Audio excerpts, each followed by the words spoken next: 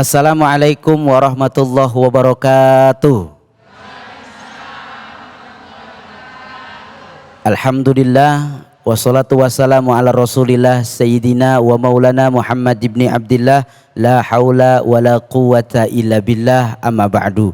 Senang sekali saya Abe Gifran kembali menyapa para pemirsa dimanapun berada dalam program Cahaya Hati spesial mengenang Kiai Haji Abdurrahman Wahid yang merupakan Presiden keempat Republik Indonesia. Mudah-mudahan siang ini kita semua selalu ada dalam rahmat Allah Subhanahu wa taala, dan mudah-mudahan puasa kita senantiasa ada dalam iman kepada Allah Subhanahu wa taala. Para pemirsa yang dirahmati oleh Allah Subhanahu wa taala, kembali saya mengingatkan untuk kita semua agar tetap menjaga protokol kesehatan, di antaranya mencuci tangan, menggunakan masker, menjaga jarak, menghindari kerumunan dan membatasi diri dari bepergian. Oleh karenanya, sebelum kita akan berbincang-bincang dengan para narasumber kita, di antara yang hadir saat ini adalah salah satu putri daripada Kiai Haji Abdurrahman Wahid, dan kita pun kehadiran dan merupakan sebuah kehormatan mantan daripada Menteri Agama Republik Indonesia Bapak Lukmanul Hakim. Mudah-mudahan dengan keberadaan beliau ini semua ada keberkahan buat kita semua. Sebelum kita berbincang lebih jauh, mari kita saksikan tayangan yang berikut ini.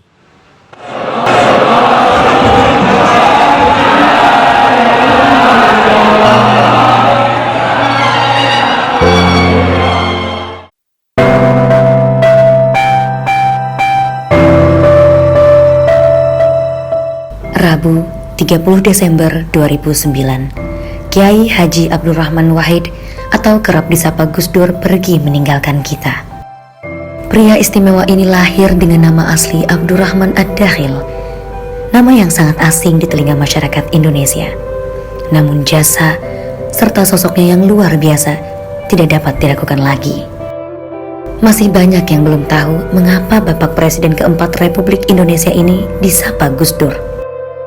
Nama ini disematkan kepadanya karena beliau besar di lingkungan pesantren.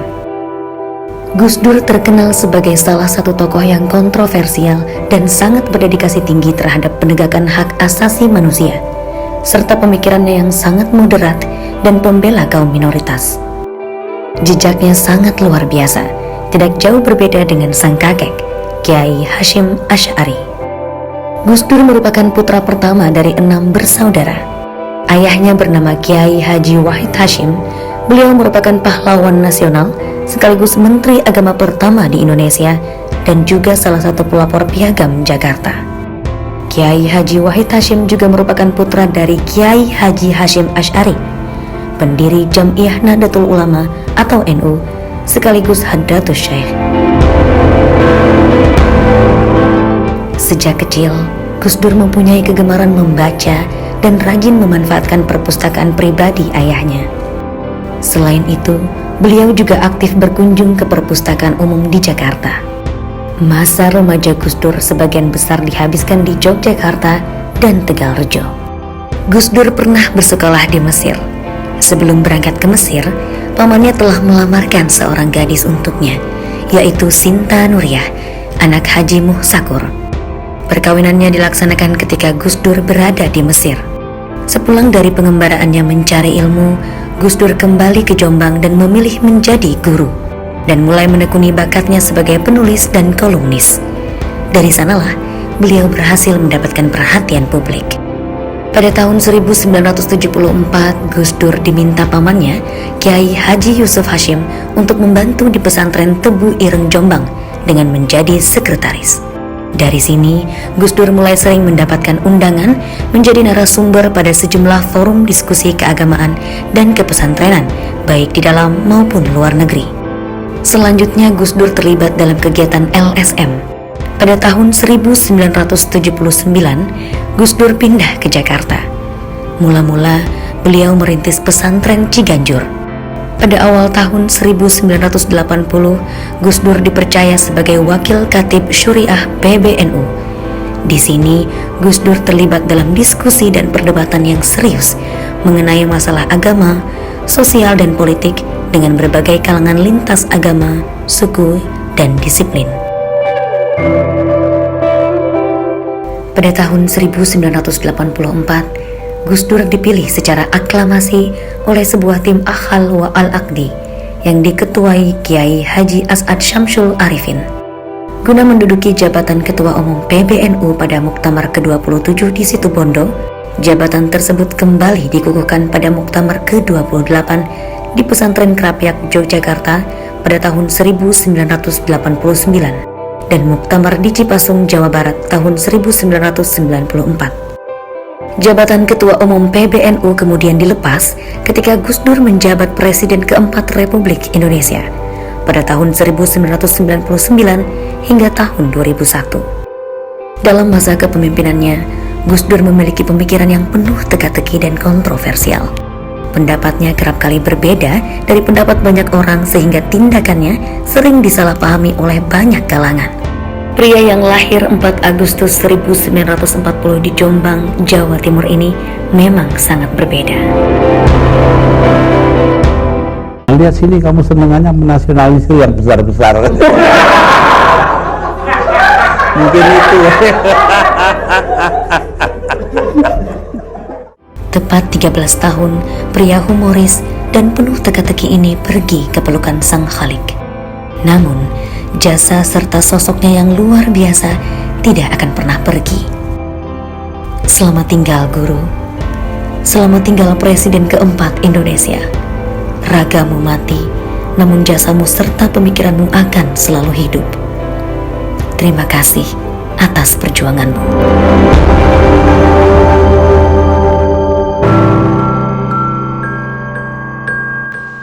Pemirsa Cahaya Hati dimanapun berada, kita sama-sama telah menyaksikan tayangan yang begitu luar biasa, penuh dengan kepemimpinan, penuh dengan kesederhanaan, penuh dengan kewibawaan, dan banyak sekali sesuatu yang tentunya kita banyak ambil hikmah dari setiap langkah demi langkah dalam perjuangan Kiai Haji Abdurrahman Wahid. Kita akan berbincang dengan Bapak Lukman. Assalamualaikum Pak Haji. Waalaikumsalam warahmatullahi wabarakatuh. Ya? Alhamdulillah. Baik Pak Lukman. Saya mau tanyakan kepada Pak Lukman, seperti apa sosok Kiai Haji Abdurrahman Wahid di mata Pak Kiai Lukman? Waduh, bagaimana sosok beliau ya. Jadi tentu kita bisa menjelaskan panjang lebar, tapi saya ingin menggambarkan beliau ketika saya membaca ungkapan, saya lupa apakah di buku atau di majalah atau di sosial media atau di mana begitu. Ungkapan yang menarik. Seperti apa itu Pak Haji? Yang bunyinya begini, barang siapa yang mencintai Gus Dur, maka hidupnya akan penuh jenaka. Tapi bagi mereka yang tidak mencintai Gus Dur, maka ya biasa-biasa saja, nggak apa-apa gitu. Jadi ungkapan itu begitu melekat pada diri saya. Baik. Dan itu menggambarkan beliau. Jadi beliau itu selain yang kita tahu penuh dengan kealimannya, ya ilmunya yang luar biasa, kepeduliannya terhadap sesama, kemanusiaan dan sebagainya. Tapi kejenakaannya itu yang jarang dimiliki oleh para tokoh-tokoh. Jadi tidak pernah ada ketegangan dengan beliau. Dan terhadap yang tidak suka dengan beliau juga nggak apa-apa, biasa-biasa aja gitu. Jadi beliau sangat cair sekali begitu. Lalu kalau melihat dari kepemimpinan beliau, apa yang bisa Pak Lukman uraikan untuk kita semua? Di mata saya beliau itu orang yang sudah selesai dengan dirinya sendiri. Ini yang membedakan beliau dengan yang lain. Umumnya kita ini kan masih fokus pada ego kita, pada kepentingan kita, keperluan kita dan seterusnya. Jadi berorientasi pada diri kita sendiri. Nanti saya dapat apa? Nanti saya posisinya bagaimana dan seterusnya. Gus Dur itu sudah selesai dengan itu semua. Sehingga dia menjadi kosmopolit. Jadi kosmopolit itu adalah orang yang punya pandangan bahwa semua kita ini menjadi satu kesatuan, menjadi warga alam semesta ini. Jadi kita tidak lagi disekat-sekat, dipisah-pisah, dikotak-kotakan dengan sesama suku, sesama etnis, atau sama-sama partainya mungkin, atau sama-sama ormasnya, dan seterusnya, dan seterusnya. Itu sudah Gus Dur itu sudah lepas dari itu semua. Jadi Gus Dur punya pandangan semua kita ini sama. Kita disatukan dengan kemanusiaan kita. Apapun etnisnya, apapun suku bangsa kita, apapun budaya, apapun agama yang kita anut gitu.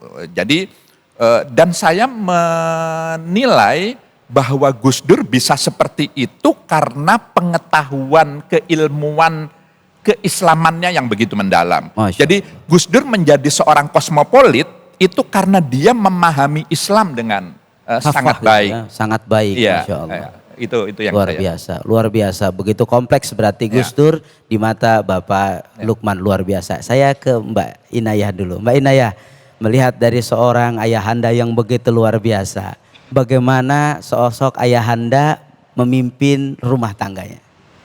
Ya, kalau tadi pertanyaan. Boleh dulu disambung dari pembahasan yang tadi, ini itu dari majalah atau dari apa? Iya, tadi quotes yang tadi itu quotes yang kami gunakan di jaringan Gus Dur ya. Oh. Itu, barang siapa mencintai Gus Dur maka dia hidupnya akan penuh tawa. Oh. Barang siapa tidak mencintai Gus Dur ya nggak apa-apa.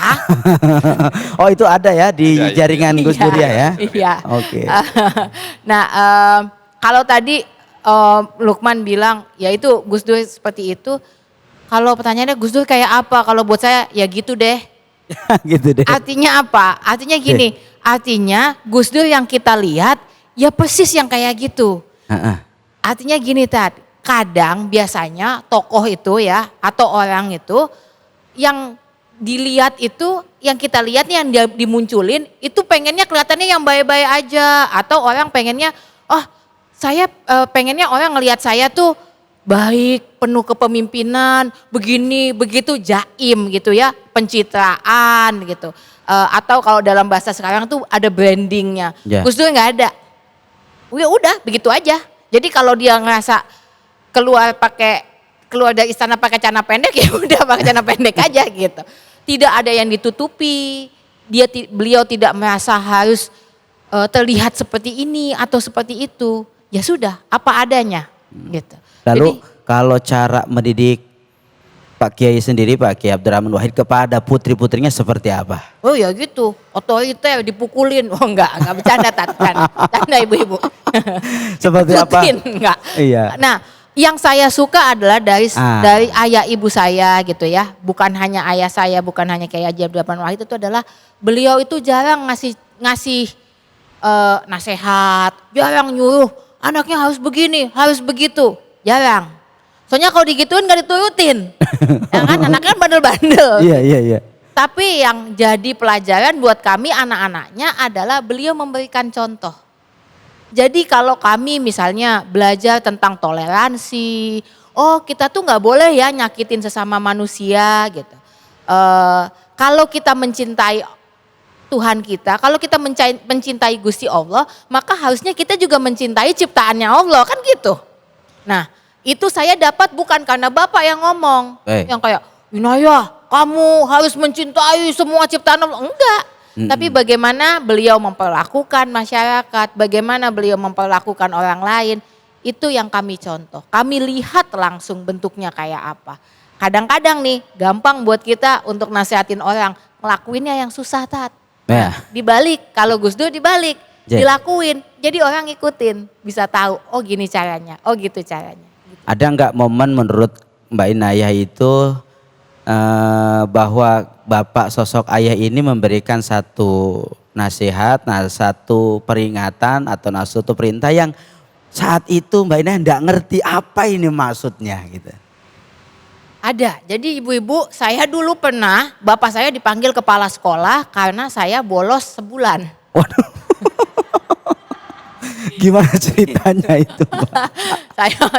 saya bolos berapa kali gitu ya, nggak masuk terus. Akhirnya bapak dipanggil kepala sekolah, tapi saya nggak dimarahin, pulang nggak dimarahin. Saya udah ketakutan nih pasti saya bakal dihukum apa segala macam. Saya malah diajak ngobrol. Salah satunya beliau ngomong gini, nanti kamu kalau gede mau jadi apa? Mau ngapain? Bukan jadi apa? Mau ngapain ya? Mau ngapain? Hey. Saya bilang nggak tahu Pak, kayaknya pengen nulis Pak. Bagus. Terus bapak bilang, Karena seseorang yang jenius hanya bisa jadi jenius kalau dia ada di tempatnya. Saya nggak ngerti waktu itu, saya nggak paham di tempatnya tuh di mana. Ternyata dalam artian kalau kita mau jadi orang yang besar, itu harus sesuai dengan keinginan kita. Jadi, wah kamu wajib begini, kamu wajib begitu, yang ada nanti kepaksa gitu. Nah itu saya waktu baru setelah dewasa saya tahu maksudnya apa. Bapak jarang sekali ngasih nasihat. Atau ada lagi satu lagi, suatu ketika ayah saya itu minta maaf. Bapak ini lebih parah dari Bang Toyib. Kalau Bang Toyib baru 3 kali lebaran gak pulang, Bapak mungkin cuman lebaran doang pulangnya. Gitu. Nah, Begitu kalau ya? ibu-ibu Saking sibuknya berarti. Iya, iya. Pernah sampai suatu ketika ibu ceramah di satu tempat, bapak ceramah di tempat lain, ketemuan di jalan. Loh ibu, loh bapak, ternyata mereka ini ceramah cuman beda berapa ratus meter. Gitu. Tapi gak ketemu, gak tahu ya? karena saking sibuknya. Masya Nah, Allah. ayah saya itu saking sibuknya jadi mungkin dianggap kayak melalaikan keluarga. Dan beliau minta maaf. Beliau bilang pernah manggil saya, kami anak-anaknya dipanggil satu-satu. Beliau minta maaf. Beliau bilang, maaf ya Bapak tidak menjadikan kalian sebagai prioritas nomor 1. Nomor 1 itu sudah jelas, Gusti Allah. Islam itu nomor 1. Gitu. Yang kedua adalah Indonesia. Ketiga NU, terus beliau ngomong, jadi keluarga mah adanya di bawah gitu. Tapi yang buat saya itu menjadi luar biasa adalah Ustadz karena ibu-ibu, karena beliau minta maaf. Sering kita kalau ada di posisi menjadi orang tua, menjadi orang yang ini kita merasa lebih tinggi sehingga gak perlu minta maaf. Harusnya dia nurut dong gitu. Tapi beliau minta maaf dan ketika beliau minta maaf jujur saja saya ngerasa nilai ayah saya sebagai seorang ayah itu langsung ningkat. Bahwa saya begitu dihargai gitu dan ya itu begitu beliau Baik, itu caranya Masya Allah, semuanya terima dihargai. kasih Mbak Ina, ya luar biasa sekali. Kita kembali ke Pak Lukman. Pak Lukman, adakah momen tertentu yang sampai saat ini nggak bisa dilupakan bersama almarhum Kiai Haji Abdurrahman Wahid? Iya, saya dekat dengan beliau itu pada akhir-akhir 80-an, awal 90-an. Kebetulan saya bergiat di Lakpesdam, itu adalah sebuah lembaga kajian dan pengembangan sumber daya manusia.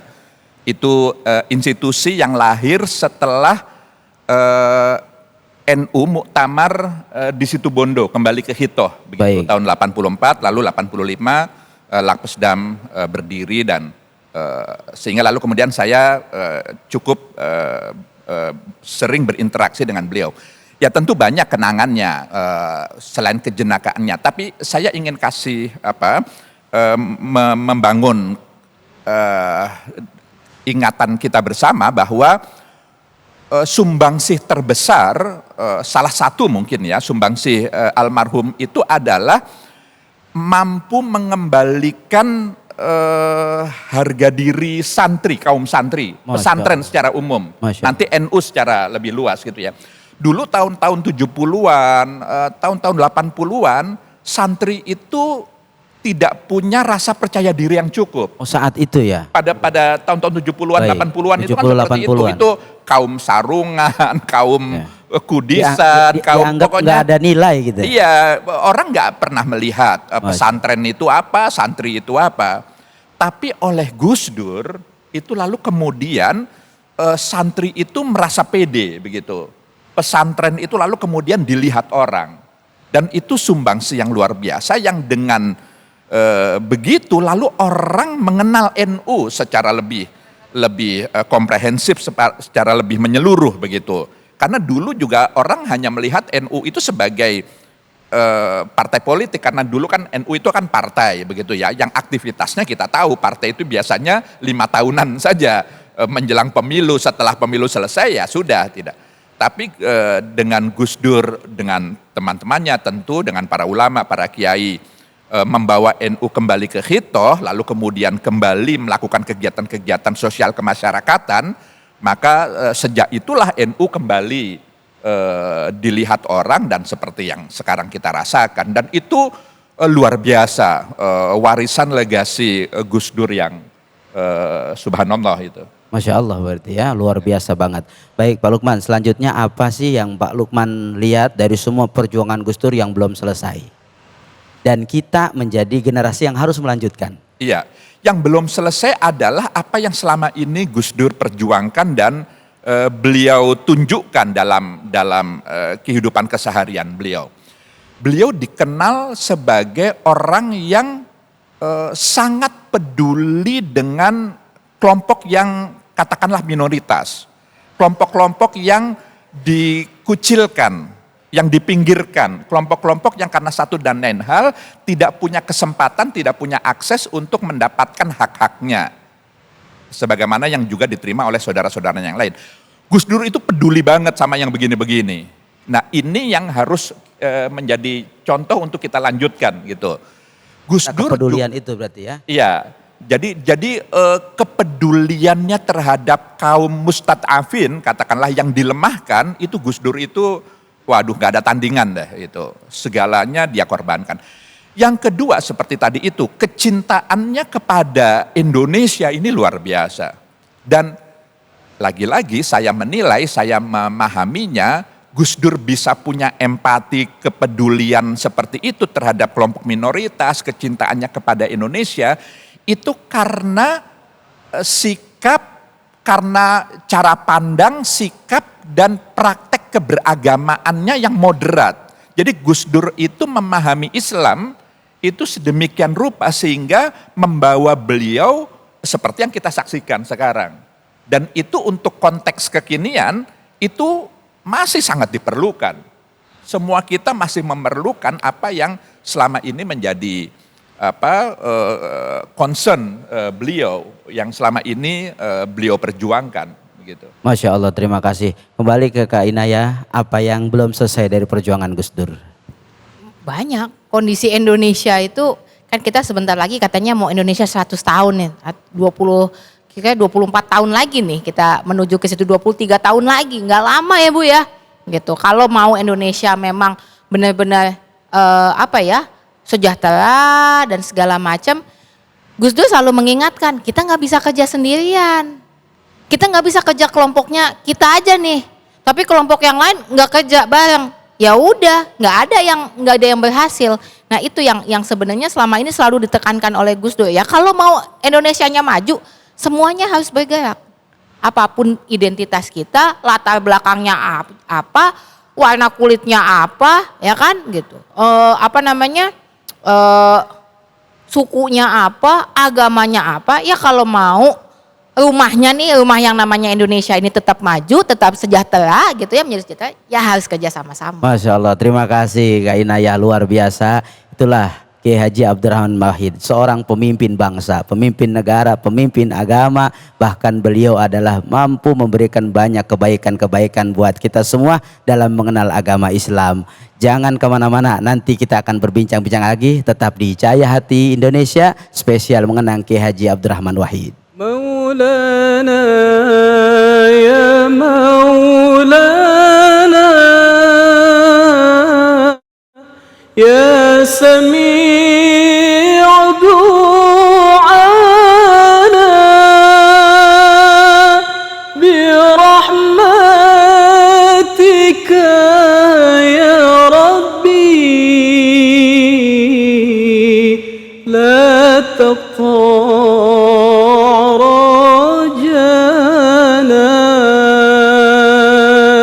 مولانا